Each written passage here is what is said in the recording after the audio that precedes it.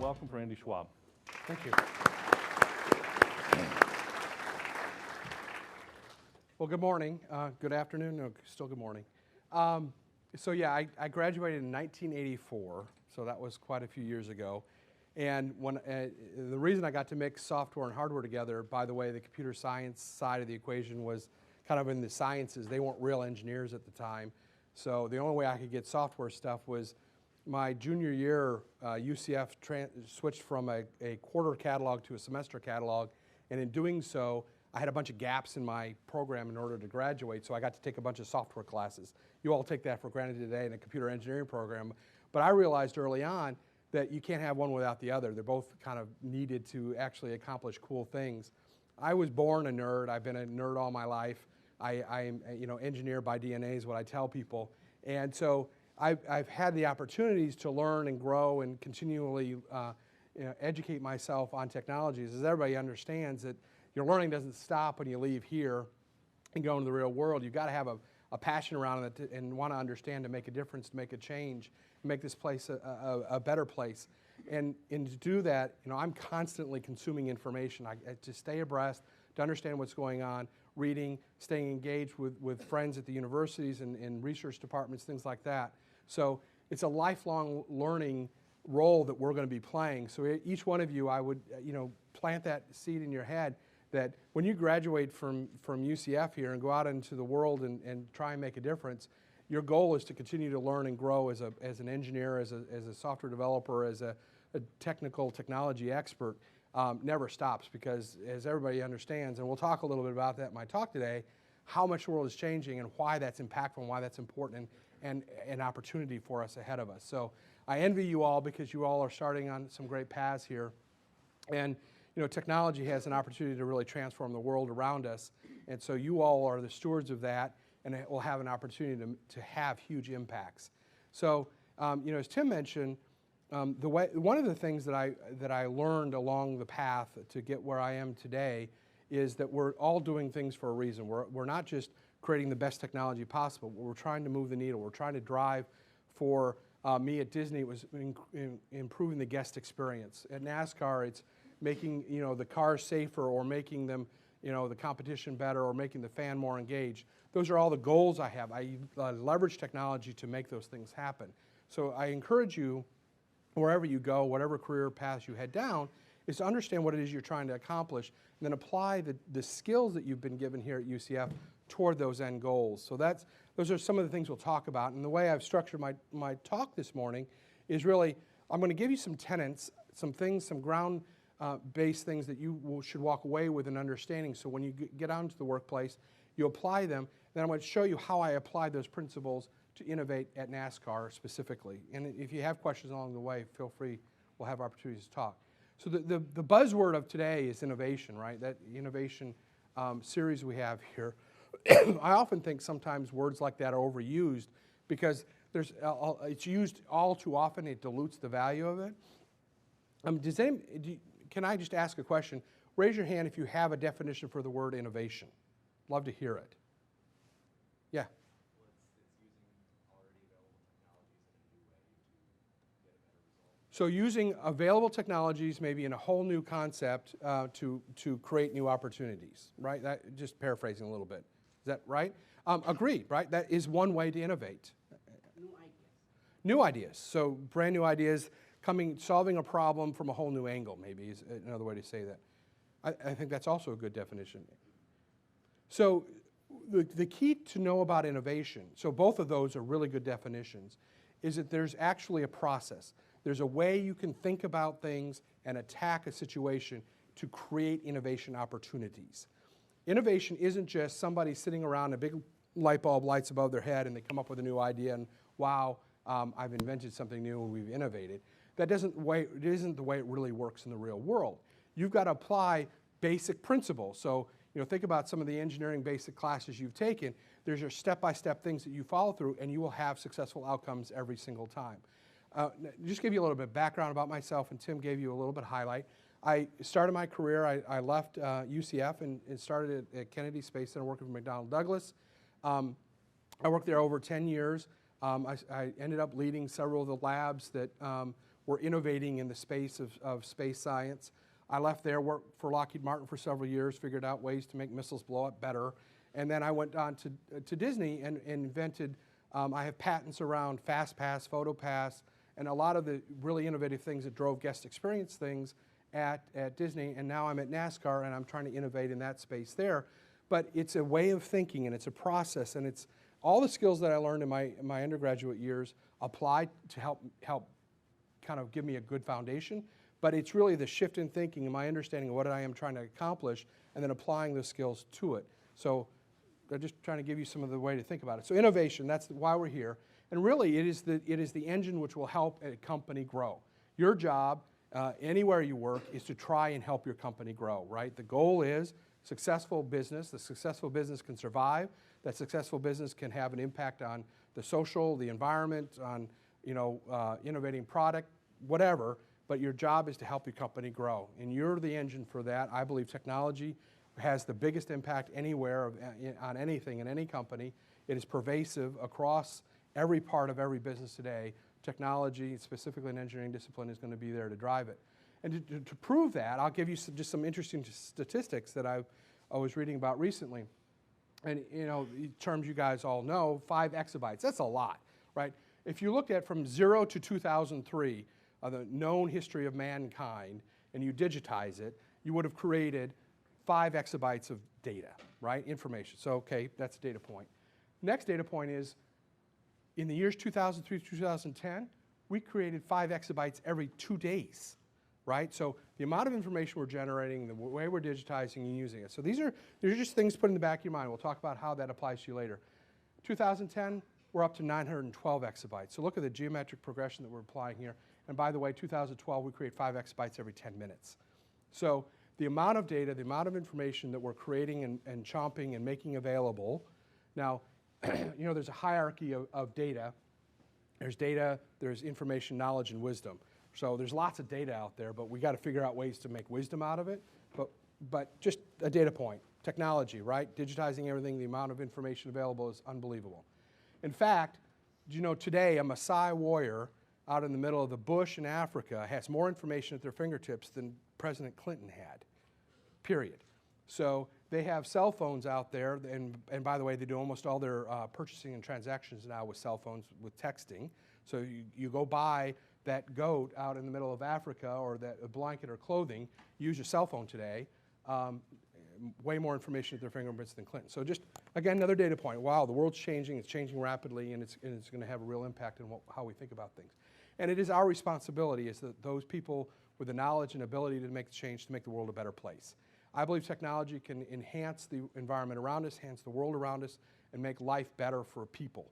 That is fundamentally a core belief I have, that is something I hold on to, and that every way I think about how technology can make the world a better place, I try and apply it and drive forward with it. So when you think about innovation, there's another word out there that people often use, and that's called revolution. And Muhammad al-Aryan, during the Egyptian overthrow there, was talking about the revolution occurring there. Most revolutions are not discrete events. They are transformation ideas. They could take months and years. And by the way, that applies to innovation, right? So now I'm giving you a little bit of a bent toward how I think about the word innovation and revolution are one and the same. So, I say at this point, viva la revolution, because it's all about you guys out there being able to innovate and drive forward and making change for the better for your company, for the world, for people in general. Now, in order to innovate, though, I will tell you, and this is a practical application of how you drive innovation in a company. So these are things that you can take away, and when you go get your first jobs, have some of these tenets in the back of your mind. Is you've got to have a platform that's rock solid and base and capable. Because in a company, the real world situations are, I got to keep the lights on, I got to keep things running, I got to make sure my systems don't crash, et cetera, et cetera. If you're spending time dealing with that as a constant problem, you won't have the bandwidth, time, or resources to be able to innovate, to actually move the needle forward. So make sure wherever you are that you feel like you have a good solid base, that things are working soundly, you understand how things should be working together, and then you can kind of make your step forward. And I use the example of a pit stop. How many people actually have watched a NASCAR race or watched NASCAR in a regular? Wow, that's a surprise. Actually, I didn't know anything about NASCAR 2 years ago. But the most coordinated thing I've ever seen out there is a NASCAR pit stop. If you want to know if you want to use that as a metaphor for a smooth running company, a company that's able to then spend resources on innovation and making change, watch a NASCAR pit stop. And by the way, if you just talk about evolution, not 10 years ago, or maybe 15 years ago, a typical NASCAR pit stop took 45 seconds. Today, a NASCAR pit stop doing the exact same things takes 13.2 seconds or less. If they're really, really good, maybe 12.8.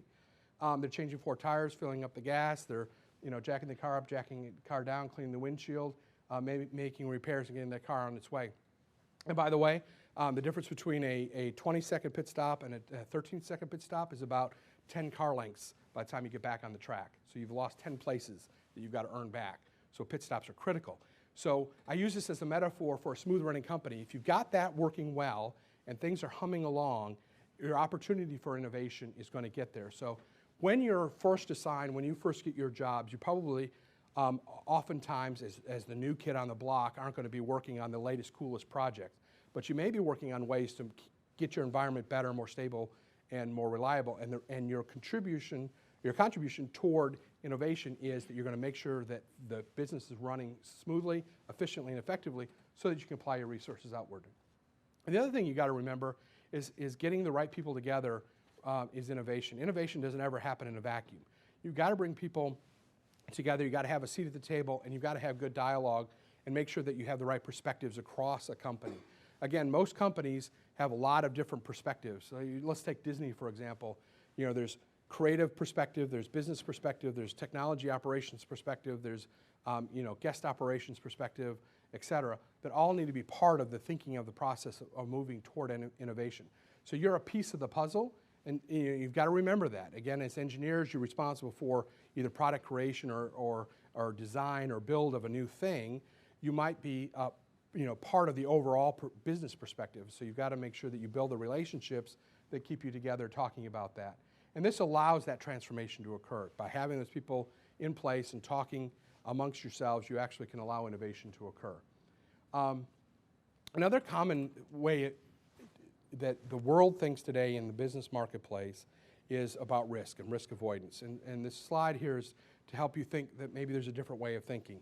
A common phrase that you'll hear in most of the places you go to work is, as an engineer or as a person who's delivering a service or capability, I want you to underpromise and overdeliver, right? Have you guys heard that term before? Is that a new, right, you've heard that term, underpromise and overdeliver. That's the engineering mantra, right? We're trained not to take risks because that would be bad, I'll get yelled at. Well, I used to tell my innovation groups that have working for me is that's wrong. And the reason I believe that's wrong, and it's not wrong in all cases, let me be very specific so I don't get any of the professors mad at me, but it's wrong because what you'll do is if you're here and you underpromise and overdeliver, you'll get here, right? You've taken that very safe step, you've not stuck your neck out, you've not actually allowed yourself to take risks. I say overpromise, overdeliver, right? That scares the hell out of most of the people that I work with. And the reason for that is I believe if you step out here, that you're putting yourself at risk, that you have the opportunity to innovate and make dramatic change, not incremental steps. And in order to have that opportunity, you've got to be willing to take those risks. You've got to step out. So you want to overpromise and overdeliver. Now, the overdeliver part is important of that equation because if you underdeliver there, then you can cause real problems. But again, we're taught as engineers that we have conservative safety risk margins in place in all our designs. Those are all good principles. But there are times when you've got to, in order to move the needle far enough forward, you've got to be willing to take a little bit of risk. And that can only happen if you have the right culture in the company, you have the right risk profiles, that you have the right leadership support in order to do that. But I will tell you, that is the only way companies actually move the needle forward. They'll never, ever move the needle forward in a dramatic way and have an impact that's disruptive by taking incremental baby steps and just evolving slowly along the way. Now, some companies that may be appropriate for, but if you really want to be that innovator, that person sticking out, you've got to be optimistic, you've got to be willing to take the risks and know when to apply those risks. So I realize there'll probably be some dialogue in some of your engineering classes about how that may be even blasphemy, but I'll tell you, that works. The other thing that you'll also learn when you get out in the working place is you've got to have people dedicated to doing this. you'll find, and again, I talked about it earlier, is if your job is basically to keep the lights on, and you've also been told to innovate, right? This often happens. I hear companies say this all the time, is everybody's in charge of innovation at my company. Well, then I would say no one is, because everybody's worried about just keeping the lights on and running, because that's what they get yelled at for. They're not going to get yelled at for not innovating. You've actually got to dedicate resources. People need to be pulled aside and allowed to focus on that and their goals. And you're measured on the ability to actually bring new concepts in and pilot them and move them forward. So, you know, I encourage you, if that's an ilk you have, look for those opportunities, because I often think that sometimes bringing in fresh minds right from the universities are good to be part of a program like that, because they're unencumbered by the previous learnings, right? We've always done it this way. This is the way we do things. You know, we can't possibly do it any differently. Oftentimes, fresh minds like you guys can come into an innovation organization and, you know, I say it's unencumbered by knowledge, right? You don't know that you can't do it this way, so you're going to go and use your basic skills and think about it maybe in a new way. So look for those opportunities, because I really find that's an exciting place to be at times. So dedicated resources need to be there. And when you're in that role, you've got to have the curiosity and mindset to want to kind of scan the marketplace. I find that when I build programs like that within companies, I link up with universities like UCF. I link up with research departments of companies. I look at the marketplace. I'm constantly reading, as I mentioned earlier, to understand what that marketplace can do for you and where the world is changing and evolving to. You know, I worked with Kodak early on when I was at Disney, and they actually believed digital photography wasn't going to be a big thing, and that the film was a better solution than digital photography. How many people actually have a film camera here today? Yeah. Oh, you have one, okay. Because you're probably a photography buff in the background, right? The world changed around them because they believed that film was the better answer, and how many of you know what's happened to Kodak, really? I mean, they're a non-existent company today because they were afraid to change. They believed that their path was right. So you've got to be looking for those disruptive opportunities out there, and hopefully you find a field that you're working in that you have the passion around. That's just what you do on a regular basis. I mean, I'm constantly reading and learning every single day and scanning the marketplace out there. But in order to be really effective on that scanning process, you've got to have some key focus areas. And when you get into your company, depending on what it is, you want to pick three to five areas that you really want to go deep in on. And you want to be able to understand exactly what it is can have what I call a broad horizontal impact to your company. So at Disney, mobile computing, wireless technologies, big data, things like that were the things we focused on. Thank you very much. At NASCAR, we focus on social media, competition technologies, things like that are core capabilities that we want to be able to grow into. When you get into your company, understand what those 3 to 5 things are that you want to be able to go deep on, and then take your time personally to learn about those are the things that can have what I call broad horizontal impact. So here's an example for NASCAR. We track our cars. You know, we actually get 2 centimeters of accuracy on the cars going around the tracks 200 miles an hour. I can tell you exactly where that car is. They have accelerometers and inertial measurement units on board along with GPS. So we have tracking technologies. We do inspection technologies, streaming media, content things. So all the broadcasts we do at NASCAR, the 17 of the largest events in the country are NASCAR events. You know, we have more media than a Super Bowl every single weekend. Social media technologies, ways to connect with their fans in new ways, areas I'm focusing in on. And then for me, the other one is infrastructure. So when you're out in Talladega or out in the middle of nowhere, you can't do hardly anything unless you have a good connection, fiber in the track, and the ability to communicate through mobile devices. So that's an area we're focusing a lot of energy around. And then one of the last few tenets are a clear strategy. You understand exactly what it is your company's trying to accomplish. So think about, from a strategic perspective, if you're out there, you're going to build product, you're going to help build capabilities or services, whatever that is, you want to make sure that you understand how that's impacting the overall strategy, where that's going. Because that'll help you make decisions about how you tackle the problem, and maybe even look beyond what the current requirements are, where you think we might end up going. Always find the best technical people that I can have on my teams are people who are thinking beyond what they're just asked to go do today. So they're thinking about, well, gosh, if we deliver this capability, and I know that we want to have the best customer service, or we want to have great guest returns at Disney, I'm going to think about it maybe in a different way to solve the problem you have immediately so that we can get to the next place. And those of you in the room that are engineering-minded people, That's the real value you can bring to the table. Isn't just delivering what I asked you to do, but being able to think about what I might be asking you to go do next, and you design along the way to get us there. So understanding the strategy where we're going. And making sure that strategy is holistic in nature. So oftentimes companies have singular strategies within each individual vertical of that company. Again, I'll use Disney as an example. You've got hotel operations, you got merchandise, you got food and beverage, you got park operations, you got all these different parts.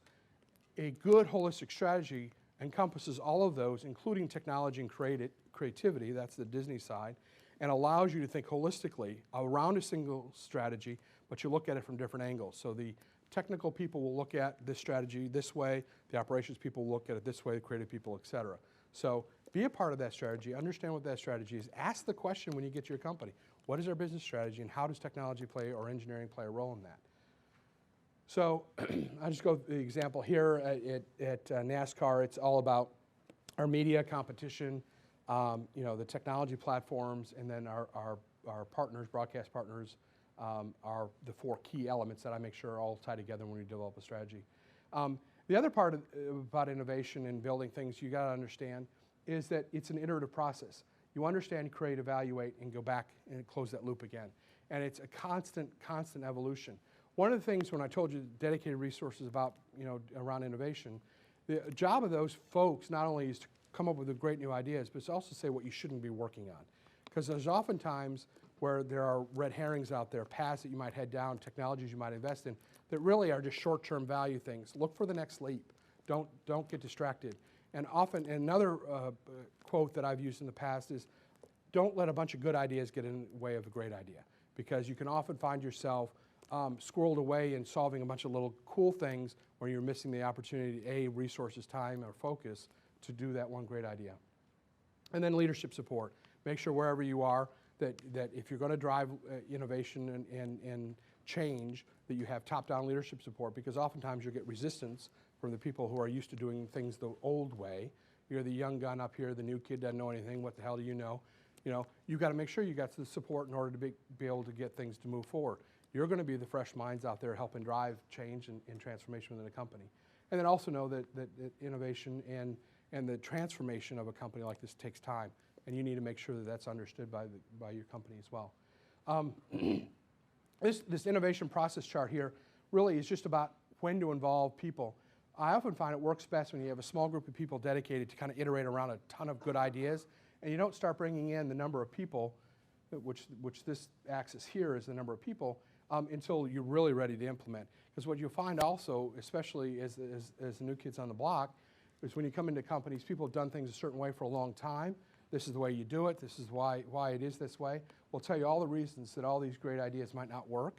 So oftentimes, if you get the appropriate leadership support, you can operate in an innovation space and then bring people in slowly as you go to get them inculcated to what that project looks like and how it can transform a company, a business, or service, whatever that might be.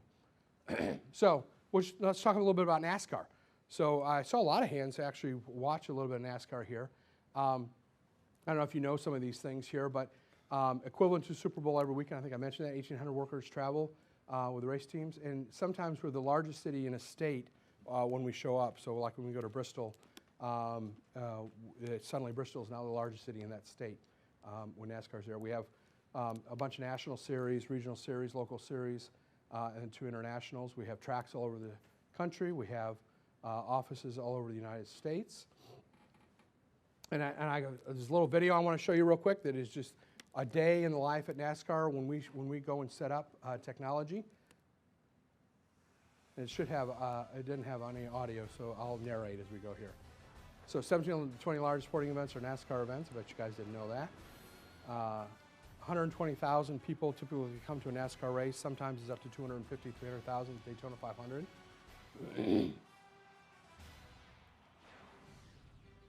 So we actually, I have 14 semi-trucks full of technology to go from race to race to race. We have our data centers, our production facilities, everything is done at track, and they're all on semi-trucks. And we set up on Wednesday afternoon, Thursday, and tear down on Sunday and go to the next track across the country. So again, it's an amazing, amazing setup.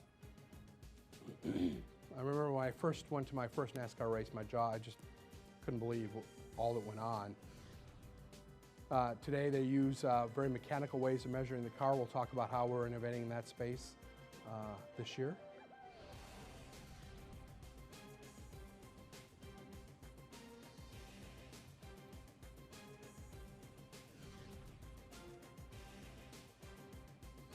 One of the biggest problems we have is when you have that many people at a racetrack, you can't even use your cell phones. Even though they may have coverage, there's capacity issues associated with that. Most cell systems aren't designed to handle 220,000 people in a small 2.5 mile area, so they all tend to break down. So we're solving that too by working with companies like Qualcomm, Sprint, Verizon, AT&T, and T-Mobile are putting in new systems at all these tracks so you can actually, because I mean you guys expect to go, you're going to check your Facebook, you're going to check in, you're going to Twitter, you're going to use all these other social media type tools. We kind of do that everywhere you go today. You'd expect to do that in a NASCAR race. Today you can't, but we're solving that. This is one of the production facilities. That's our race control where they're watching the races. Up until 5 years ago, there were 43 people in a room with a little red button. Every time a car crossed the track, they'd hit the red button. That was how they scored the race. And that was only 5 years ago. Now we have transponders on the cars, and they're actually counting the cars through computer systems.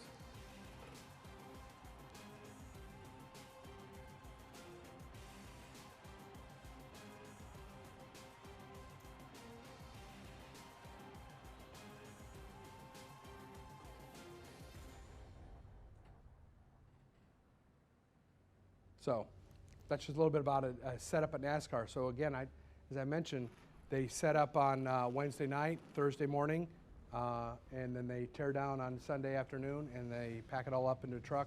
We roll out about 25 miles with a fiber optic cable at each track, and then roll that all back up and take it to the next track and roll it back out again. So it's an interesting setup. So once I get better infrastructure in that place, hopefully I'll start moving less trucks. So inspection, we talked about one of the areas there, one of the 5 focus areas. This year we use this mechanical thing that sits on top of the cars.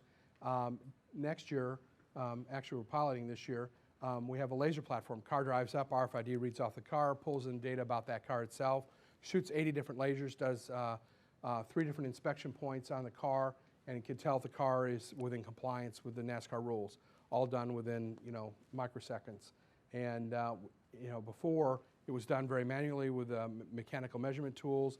It was prone to human variability associated with that, and there was not a digital record of the car at the end of the inspection. Now there is. So one area we're innovating against mobile computing. We're measuring. We have black boxes in all the cars. We make sure that we understand all the crash details associated with any wrecks. We pull that information in. All the OEMs get all that information from us. We actually have the most information around safety and crash information and survivability in a car. And all the OEMs, we give that away free to them to use to help design better and more safer cars. So NASCAR is one of the biggest drivers to driving safety within cars. Mobile computing, a lot of work in that space today. They use a little card in the hip pocket of the officials. Next year they'll be walking around with mobile devices to check out what happens in the pit spots. The rule book now is fully digital. It's available on iPads, iPhones, Blackberries, Android devices. That was our credentialing.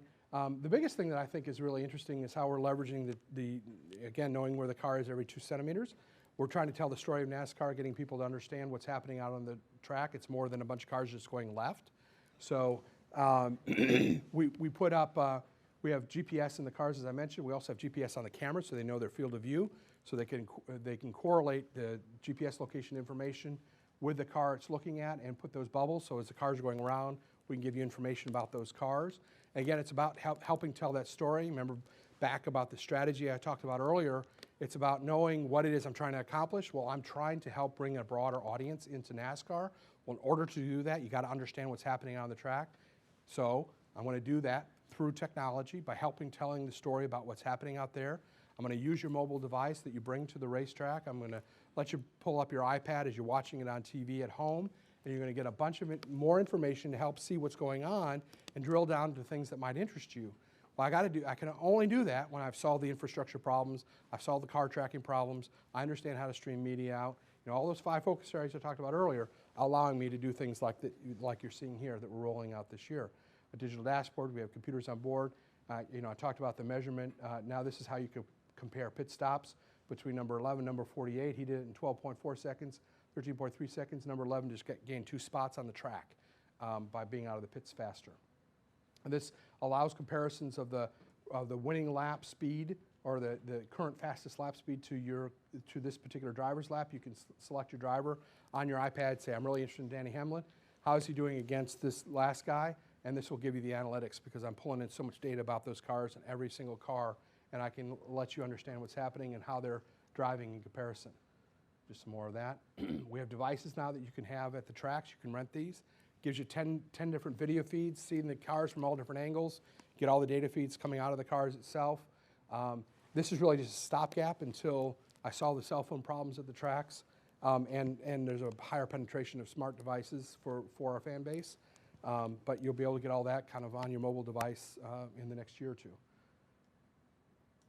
So here's an example of that. Large displays, again, telling the story. Remember, the thing I have stuck in my head is how do I tell the story what's happening in NASCAR? So while you're at the track, maybe you don't have a device, I'll put large displays up there and then give you really interesting information about what's happening at the track itself, helping you see what's inside. The other area that we're really innovating in, we're turning this live next week, is a social media command center. It's actually a media command center. It's sucking in all the information in the world about Facebook, Twitter, local news media, print media, et cetera, audio, and analyzing it and understanding the tone of what's happening, what they're talking about, you know, as it relates to NASCAR, so that we can be proactive in the space when news stories come around, when, you know, the world starts talking about Dale Jr. has a concussion, what is the impact to that? We can do analytics on that, understand, and get out and be proactive in communication and helping transform the way people think about the sport, understand what's happening, and have accurate information about what's going on out there. So this technology here is one of those big data things you hear a lot about. You know, we're able to do analytics on it to understand and then react to it in a positive way. Again, one of the 5 focus areas I talked about, and I've only been there 2 years, and we've been able to make some pretty significant impacts. Here's a fantasy game, so live fantasy. While the cars are racing around, you're actually able to get live data about the race itself. It's all coming from the cars directly through our pipes, and then you can play the fantasy game. Online racing, so you can test your skills against real drivers. Several of the drivers actually driving this space. And one of my favorites is our new console games that we've released.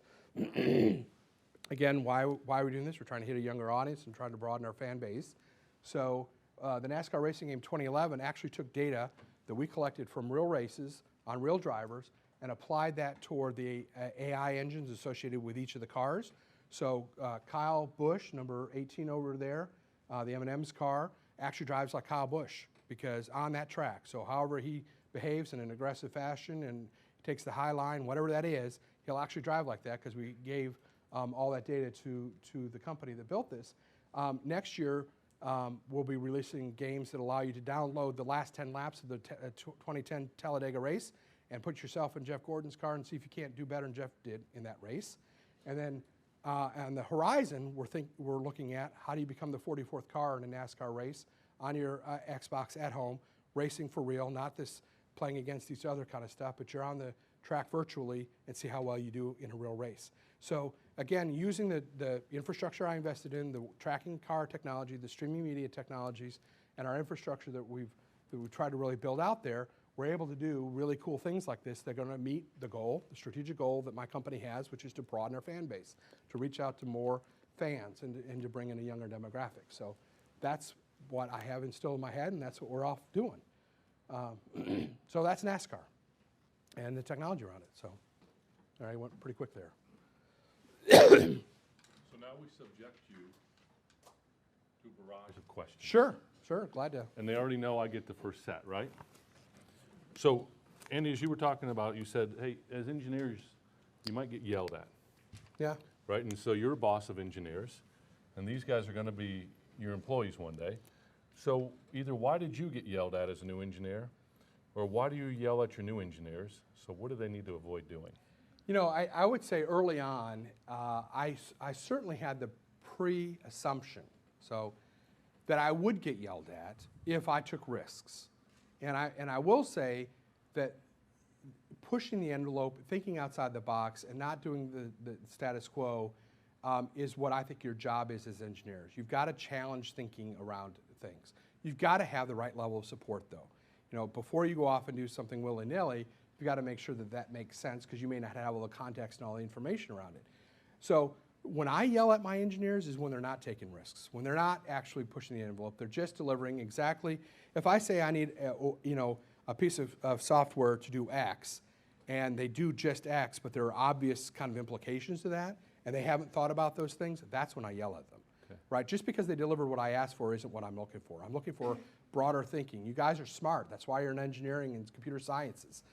Use your brains to figure out where you're going and help the company get to that point. I think that's when, I think that we are taught, and I don't know if that's maybe hopefully changed over time, that it's bad to take risks. I think, engineering principles, at least when I went to school, was all about conservativeness, building in safety margins. That's all good. That's all good engineering principles, right? You can't compromise on that. But think outside the box, look beyond what it is you're delivering against, and try and predict what it is you want to be at in the future along your design path, because there are design choices you can make along the way that give you those options, and there's design choices along the way that just meet the demand that it is right now. Okay, so follow up just a little bit on that. And so they may not go work for the leader like you that says, hey, I just want you to go take risks. What would they have to do to maybe help get a different kind of leader to get that leadership support? Right? Show them the opportunities, demonstrate the opportunities, take initiative on your own to say, I know you've asked me to build this, and here's what I've done it what you've asked, but have you thought about this? Present options and opportunities. Show your leaders that you're thinking beyond the immediate, and that you have a vision, that you understand what it is we're trying to accomplish, and that you want to help get us there. I think that you'll almost always get support. So same thing you want your company to do, deliver the business, number one, and then over-deliver. Yes, correct. Questions? You talked a lot about keeping the innovative mindset in your presentation, and then you talked about separating great ideas from the good ideas. So, like, what kind of filter or like what kind of system do you use to say, hey, this is a good idea and this is a great idea? Is it part of like the mindset, keeping up with the market? I think a little bit of that is experience, I think helps, but I would say it's easy to look at a good idea that has a marginal impact within a very narrow vertical. The great idea has a broad impact that can transform many aspects of your business, right? If you look at Apple and the iPhone when it was released in 2007, I guess, that has implications across their subscription model, their hardware model, their music model, their ability to sell content, getting people to buy more Mac computers because it linked up with a computer early on. It had a broad horizontal impact. A good idea might have been, hey, we should do iTunes, right? Which was a vertical thing that would allow me to sell content, and that was kind of within a vertical. Leveraging that in a way horizontally had a huge impact on the company, completely transformed Apple. So if you look at those kinds of examples, I would say good ideas are, they'll move the needle forward, but a great idea is going to have a broad impact across many different verticals within the company. I'd say is a good starting point. Do you think that the innovation, these great ideas you're talking about, happen more easily in smaller companies? No, I'd say that there's pluses and minuses to both. Small companies with the right leadership can be very agile and move quickly, but they have, by definition, typically fewer resources to apply to it and may be unable to take the risks necessary. Large companies have more bureaucracy, more pain, more resources, and are able to absorb risky ventures depending on their culture as well. To me, it's a lot about leadership. And I don't know, you can innovate in a small company, you can innovate in a large company, but it's about leadership, and you've got to have the right leadership and ability to move that needle, follow the tenets I laid out here, and you'll innovate. And I've done it both at NASCAR, which is a small company, and at Disney, which is a large company. Both can happen. You say you have patents, like, do you own those patents? You can royalties and everything? So from the day I started as an engineer, and you go work for, whether it's McDonnell Douglas, Lockheed Martin, Disney, or other, you typically sign a little piece of paper that says, every good idea that you ever have is ours right now, thank you very much. And a lot of companies are that way. I don't, you know, maybe it's changing. Some companies allow you to say, well, if we decide not to patent this idea, you have the opportunity personally to do it, like if you present them, but you've got to give them first right of refusal. That's a lot of companies do that. But all my patents are either owned by Disney or by McDonnell Douglas or NASA, actually. Well, do you regret that, or did you No, not at all. I've had the opportunity to do some fabulous things. I had an impact. All I cared about was I had an impact. Right? People walk away, PhotoPass, FastPass, which takes a lot of pain out of the experience at a theme park. PhotoPass, which is typically rated as one of the highest guest experience things, people love that as a service. That's my satisfaction. I have a nice little Mickey statue with saying I have a patent on that. You know, and they actually did give me a little bit of money at the time. But you know what? That's what I'm there for. That's why I got into engineering, was to make a difference. So I feel like I did that. But we can also probably look you up, and we can see. Yeah, you can Right. Google, do the patent search. You can see all the, you know, legalese associated with all those patents. So that's, but You have an interesting work history. What motivated you to transition through all these different industries, and would you recommend that? they sounded like fun. You know, work is about, for me, if I'm not having fun, if it's not a challenge, if I'm not going to grow as a person, I mean, that's what I look for is opportunities to learn. I believe, as an engineering or as a computer science, you know, technical field, we are committed to learning something every single day. Excuse me, learn not to shake my water. It's all about learning for me.